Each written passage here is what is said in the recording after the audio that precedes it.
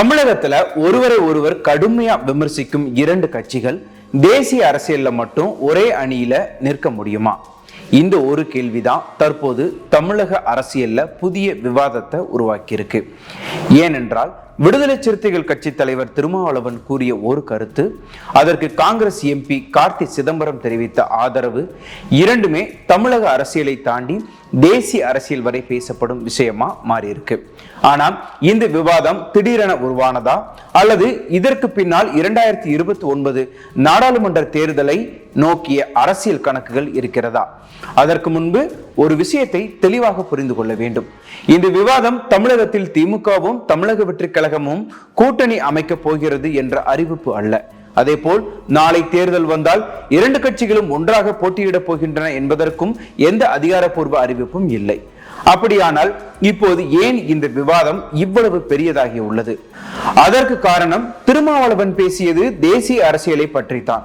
அவரது கருத்தின் மையம் ஒரு மாநிலத்தில் அரசியல் போட்டி இருக்கலாம், ஆனால் தேசிய அளவில் ஒரே நோக்கத்திற்காக வேறு வேறு கட்சிகள் இணைந்து செயல்படுவது புதிய விஷயம் அல்ல என்பதுதான். இந்த கருத்து வெளியான சில மணி நேரங்களிலேயே காங்கிரஸ் எம்பி கார்த்தி சிதம்பரமும் அதே கருத்தை ஆதரித்து பேசியதால் இந்த விவாதம் இன்னும் பெரிய அளவுக்கு சென்றது. ஆனால் திருமாவளவன் உண்மையில் என்ன சொன்னார்? கார்த்தி சிதம்பரம் ஏன் அதை ஆதரித்தார்? இதற்கு பின்னால் இருக்கும் அரசியல் கணக்கு என்ன? வாங்க ஒவ்வொன்றாக பார்ப்போம். திருமாவளவன் என்ன சொன்னார்? இந்த விவாதத்தின் மையப்புள்ளி விடுதலை சிறுத்தைகள் கட்சி தலைவர் திருமாவளவன் கூறிய ஒரு கருத்துதான். அவர் பேசியதன் சாராம்சம், தமிழகத்தில் திமுகவும் தமிழக வெற்றி கழகமும் அரசியல் போட்டியாளர்களாக இருக்கலாம், ஆனால் தேசிய அரசியல்ல சில சூழ்நிலைகள்ல இணைந்து செயல்படுவதில் தவறில்லை என்பதுதான்.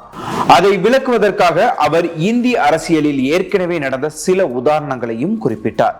உதாரணமாக கேரளா. அங்கே காங்கிரசும் மார்க்சிஸ்ட் கம்யூனிஸ்ட் கட்சியும் பல ஆண்டுகளாக நேரடி அரசியல் போட்டியாளர்கள். சட்டப்பேரவை தேர்தலாக இருந்தாலும் உள்ளாட்சி தேர்தலாக இருந்தாலும் இரண்டு கட்சிகளும் நேருக்கு நேர் மோதுகின்றன. ஆனால் தேசிய அளவில் ஜனநாயகம், கூட்டாட்சி, அரசியலமைப்பு போன்ற சில முக்கிய பிரச்சனைகள்ல அதே கட்சிகள் ஒரே நிலைப்பாட்டில் குரல் கொடுத்த சம்பவங்களும் இருக்கின்றன.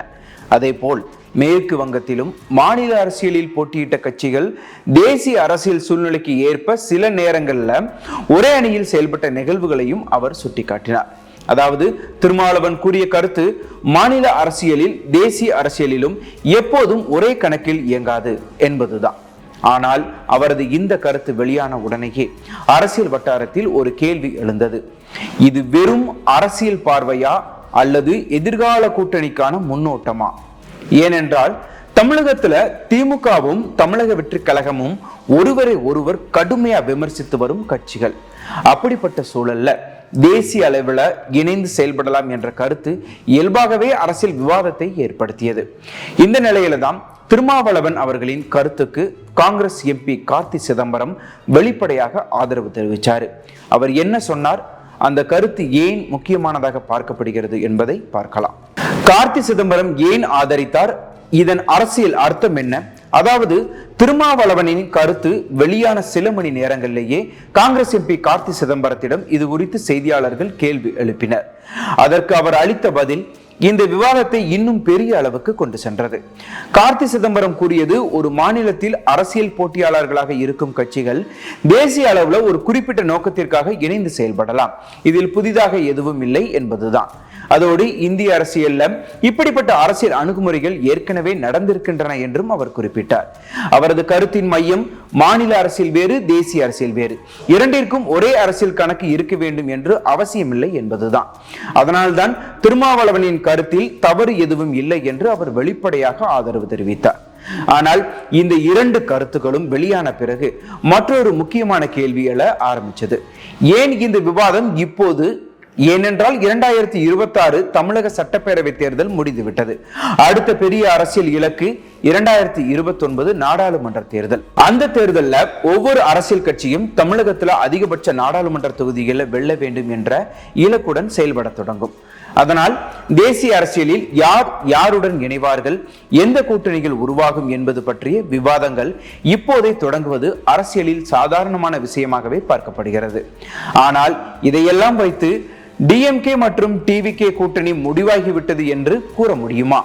அதற்கான பதில் இல்லை. ஏனென்றால் இதுவரை டிஎம்கே தரப்பிலோ டிவிகே தரப்பிலோ தேசிய அளவுல கூட்டணி குறித்து எந்த அதிகாரப்பூர்வ அறிவிப்பும் வெளியாகவில்லை. எனவே தற்போது நடந்திருப்பது இரு அரசியல் தலைவர்கள் தெரிவித்த கருத்துக்களை மையமாக கொண்ட அரசியல் விவாதம் தான். அதற்கு மேல் எந்த முடிவுக்கும் செல்வது சரியான அணுகுமுறை அல்ல. ஆனால் ஒருவேளை எதிர்காலத்தில் தேசிய அரசியல் சூழ்நிலை மாறினால் அப்படி ஒரு கூட்டணி உருவாகும் வாய்ப்பு இருக்கிறதா? அது நடைமுறையில் சாத்தியமா? அப்படியானால் யாருக்கு லாபம், யாருக்கு இழப்பு? அதைத்தான் தற்போது பார்க்க போகிறோம். உண்மையில் திமுக தாவேக தேசிய அளவில் இணைவது சாத்தியமா?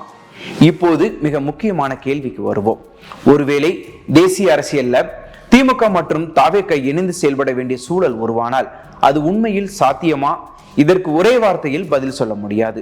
ஏனென்றால் இந்திய அரசியல்ல நேற்றைய எதிரிகள் இன்றைய கூட்டணியாக மாறிய வரலாறும் இருக்கிறது. அதே போல் இன்றைய கூட்டணிகள் நாளைய எதிரிகளாக மாறிய சம்பவங்களும் இருக்கின்றன. அதனால் அரசியலில் நிரந்தர நண்பர்களும் இல்லை, நிரந்தர எதிரிகளும் இல்லை. நிரந்தரமானது அரசியல் நலன்தான் என்ற கருத்து அடிக்கடி பேசப்படுகிறது. அதே நேரத்தில் திமுக மற்றும் தாவேகவை பொறுத்தவரை நிலைமை அவ்வளவு எளிதானதல்ல. ஏனென்றால் தமிழகத்தில் இரண்டு கட்சிகளும் ஒரே அரசியல் இடத்தை நோக்கி பயணிக்கும் கட்சிகளாகவே பார்க்கப்படுகின்றன. மக்கள் ஆதரவு, இளைஞர் வாக்குகள், நகர்ப்புற வாக்காளர்கள், நடுத்தர வர்க்க ஆதரவு, இவை அனைத்திலும் இரு கட்சிகளுக்கும் போட்டி இருப்பதாக அரசியல் விமர்சகர்கள் கருதுகின்றனர். அதனால மாநில அரசியல இரண்டு கட்சிகளும் ஒன்றாக வருவது தற்போதைய சூழ்நிலையில் மிகவும் கடினமான விஷயமாகவே தெரிகிறது. ஆனால் தேசிய அரசியலில் நிலைமை வேறு. அங்கு மத்திய ஆட்சி அமைப்பது, நாடாளுமன்ற எண்கள், கூட்டணி கணக்குகள், மற்ற மாநில கட்சிகளின் ஆதரவு, இவை அனைத்தும் முக்கிய பங்கு வகிக்கின்றன. அதனால் எதிர்காலத்தில் அரசியல் சூழ்நிலை எப்படி மாறுகிறது, எந்தெந்த கட்சிகள் எந்த அணியில் நிற்கின்றன என்பதை பொறுத்துதான் எந்த கூட்டணி உருவாகும். இங்கே ஒரு விஷயத்தை தெளிவாக புரிந்து கொள்ள வேண்டும். திருமாவளவனின் கருத்தும் கார்த்தி சிதம்பரத்தின் ஆதரவும் ஒரு அரசியல் சாத்தியத்தை பற்றிய கருத்துக்கள் தான். அது கூட்டணி முடிவாகிவிட்டது என்ற அர்த்தம் அல்ல. இப்போது வரை திமுகவோ தாவேகாவோ தேசிய அளவில் இணைந்து செயல்படுவது குறித்து எந்த அதிகாரப்பூர்வ பேச்சுவார்த்தையையும் அல்லது அறிவிப்பையும் வெளியிடவில்லை. எனவே இப்போது சமூக வலைதளங்களில் பரவும் பல தகவல்களை உறுதிப்படுத்தப்பட்ட உண்மையாக எடுத்துக்கொள்ள முடியாது. ஆனால் இந்த ஒரு கருத்து ஏற்கனவே 2029 நாடாளுமன்ற தேர்தல் அரசியலை பற்றி விவாதத்தை இப்போதே தொடங்கி வைத்திருக்கிறது என்பதுதான் மறுக்க முடியாத உண்மை. இந்த விவாதம் மற்ற அரசியல் கட்சிகள் மீது என்ன தாக்கத்தை ஏற்படுத்தும், அதிமுக, பாஜக மற்ற கூட்டணி கட்சிகளின் அரசியல் கணக்கு எப்படி மாறலாம் என்பதையும் பார்க்கலாம். இந்த விவாதத்தால் மற்ற கட்சிகளுக்கு என்ன தாக்கம்? திமுக தாவேக தேசிய அளவில் இணைந்து செயல்படலாம் என்ற ஒரு கருத்து அதிகாரப்பூர்வ கூட்டணி அறிவிப்பாக இல்லாவிட்டாலும் அது அரசியல் வட்டாரத்தில் பல கேள்விகளை எழுப்பியிருக்கு. ஏனென்றால் ஒவ்வொரு அரசியல் கட்சியும் தன்னுடைய எதிர்கால அரசியல் திட்டத்தை மற்ற கட்சிகளின் நகர்வுகளை பார்த்தே வகுக்கும்.